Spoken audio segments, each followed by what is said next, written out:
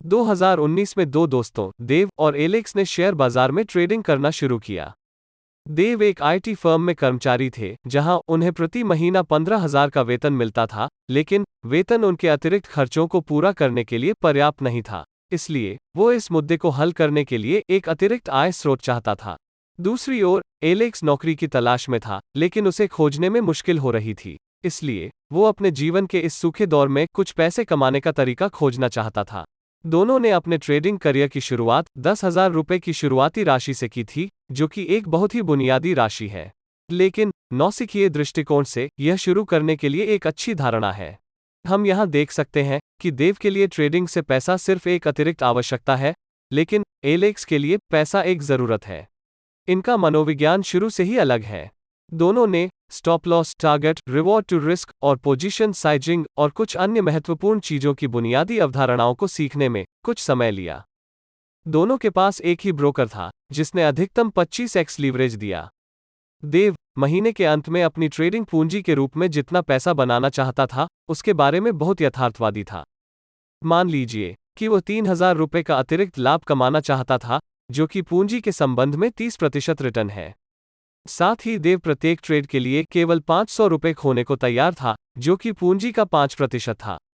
उसने प्रति ट्रेड 2:1 के जोखिम के लिए एक इनाम भी निर्धारित किया है, जिसका अर्थ है कि वो प्रति ट्रेड 1,000 रुपये कमाना चाहता था, जिसके लिए वह 500 रुपये खोने को तैयार है। देव ने अपने प्रत्येक ट्रेड के लिए अपनी लीवरेज आवश्यकता को समायोजित किया, मुख्य रूप से पोजीशन साइजिंग पर ध्यान केंद्रित करते हुए 500 रुपये की अपनी स्टॉप लॉस आवश्यकता को पूरा करने के लिए।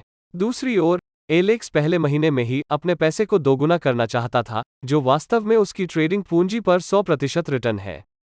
उसने अपने ब्रोकर से 25 गुना का पूरा लीवरेज उठाया, जिसका अर्थ है कि वो 2.5 लाख रुपए के शेयरों का व्यापार कर सकता है। उन्होंने लीवरेज की पूरी क्षमता का उपयोग करने में कभी संकोच नहीं किया और 25x के पूर्ण लीवरेज के लिए शेयर खरीदे।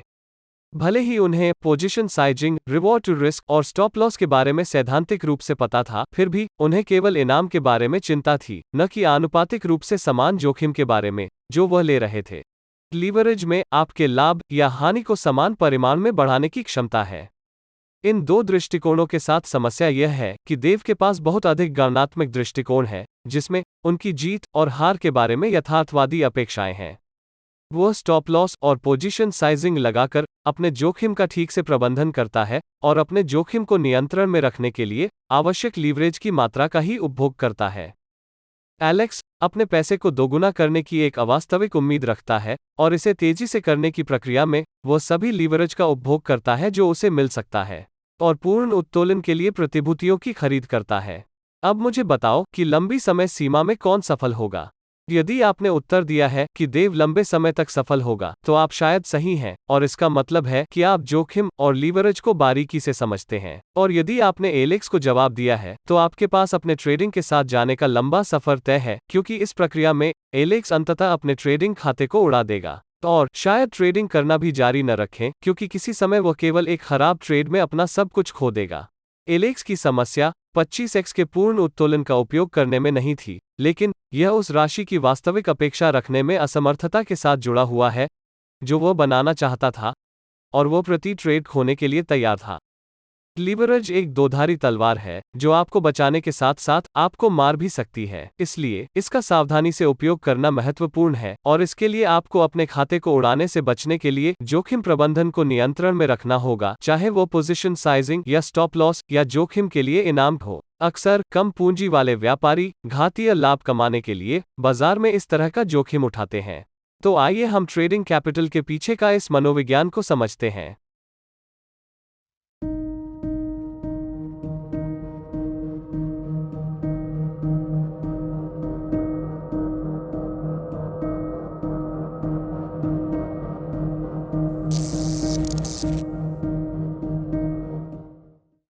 ट्रेडिंग शुरू करने के लिए कितना पैसा चाहिए?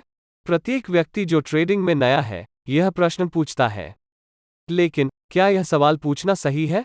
उत्तर उतना स्पष्ट नहीं हो सकता जितना लगता है।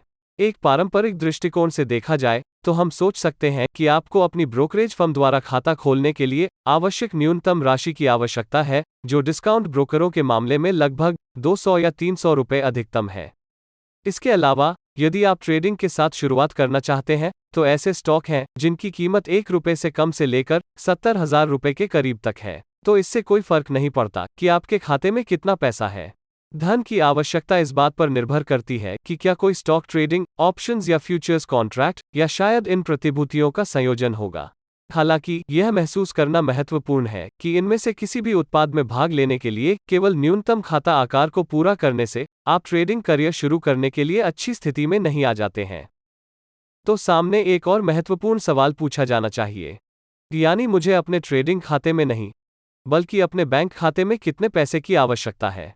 बेशक इस प्रश्न की प्रकृति यह पूछने से बहुत अलग है कि किसी को केवल ट्रेडिंग शुरू करने की कितनी आवश्यकता है, और इस प्रश्न का उत्तर देने के लिए व्यक्तिगत प्रतिबिंब और परिपक्वता की एक डिग्री की आवश्यकता हो सकती है, जो कि किसी ट्रेडिंग खाते में कितना डालना है इसकी गणना करने से कहीं अधिक गहरा है। मान लीजिए कि एक नौसिखिए ट्रेडर के पास अपने ट्रेडिंग खाते में डालने के लिए 25,000 रुपए हैं, लेकिन उसमें डालने के लिए एक पैसा भी अधिक नहीं है अगर वो खराब ट्रेड करके इसे खो देता है। इतनी राशि खोने की ऐसी परिस्थितियों में, जिसे स्वीकार करना किसी के लिए भी असंभव है, यह उस व्यक्ति के ट्रेडिंग करियर को समाप्त कर सकता है, जैसा कि हमने एलेक्स के मामले में देखा था। क्या आप इस तरह के खतरे या डर के तहत अच्छा ट्रेडिंग करने की उम्मीद कर सकते हैं कि मेरे पास यही सारा पैसा है और किसी भी परिस्थिति में मुझे यह सब खोने की अनुमति नहीं है? शायद आप ऐसी स्थिति में अच्छा ट्रेडिंग नहीं कर पाएंगे, और चूंकि ट्रेडिंग में सफलता की तलाश करने वाले किसी भी व्यक्ति के लिए आत्मविश्वास महत्वपूर्ण है, और कुछ चीजों में से एक यह है कि एक व्यापारी का विश्वास इतनी बुरी तरह से कमजोर होता है कि व्यापार करते समय पैसे खोने का डर रहता है। यह एक बंदूक के साथ व्यापार करने जैसा है जो किसी के सिर की ओर इशारा करता है। यह पूरी तरह से एक ट्रेडर का वर्णन करता है जो मुश्किल से मासिक घर या अपने व्यावसायिक खर्चों को कवर करने में सक्षम है, और सीमित धन के साथ अपने व्यापारिक कौशल में अच्छा करने की कोशिश कर रहा है। यह एक ऐसी समस्या है जिसने कई शुरुआती लोगों को परेशान किया है। जब आपके मासिक बिलों का भुगतान करने के लिए स्थिर लाभ की आवश्यकता होती है, तो यह सफलता प्राप्त करना और अधिक कठिन बना देता है। इसलिए, नए ट्रेडर के लिए शुरू से ही आर्थिक रूप से सुरक्षित होना कहीं बेहतर है। इस हद तक सुरक्षित है कि सीखने की अवस्था पर बिना लाभ के बिताया गया एक पूरा वर्ष किसी की जीवन शैली को प्रभावित नहीं करेगा या किसी की वित्तीय सुरक्षा को खतरे में नहीं डालेगा। मतलब आपके पास अपने और अपने परिवार के खर्चों को 1 या 2 साल की अवधि में प्रबंधित करने के लिए आपके बैंक खाते में पर्याप्त पैसा होना चाहिए, ताकि अगर आप ट्रेडिंग से काफी मुनाफा नहीं कमा रहे हैं, तो भी आप तंग जगह पर नहीं होंगे या आपको अपने सिर पर बंदूक तानने का एहसास नहीं होगा। यह विचार अपने आप को यह सोचने में मूर्ख नहीं बना रहा है कि ट्रेडिंग के लिए न्यूनतम पूंजी प्राप्त करना पर्याप्त होगा। भारत में 4 लोगों के एक मध्यम वर्गीय परिवार के लिए घर का किराया चुकाए बिना आपको सभी घरेलू खर्चों को पूरा करने के लिए औसतन प्रति वर्ष 1 लाख रुपए खर्च करने होंगे।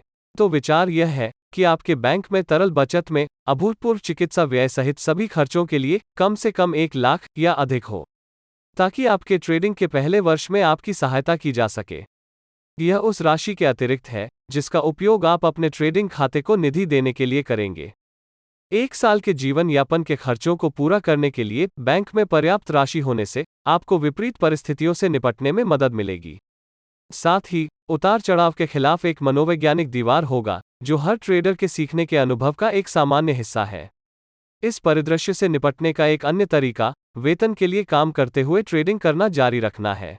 यह हर महीने एक स्थिर आय का आराम देगा, ताकि आपको अपने खर्चों को पूरा करने के लिए पूरी तरह से ट्रेडिंग पर निर्भर न रहना पड़े।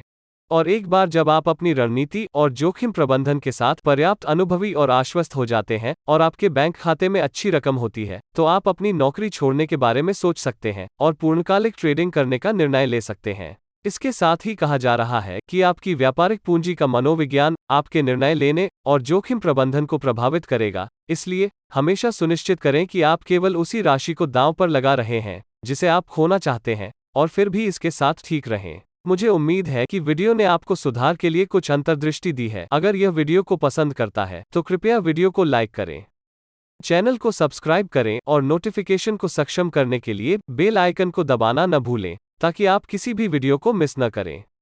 आप हमारे इंस्टाग्राम पेज को भी फॉलो कर सकते हैं। मैं आप लोगों को अगले वीडियो में देखूंगा, तब तक मिलते हैं।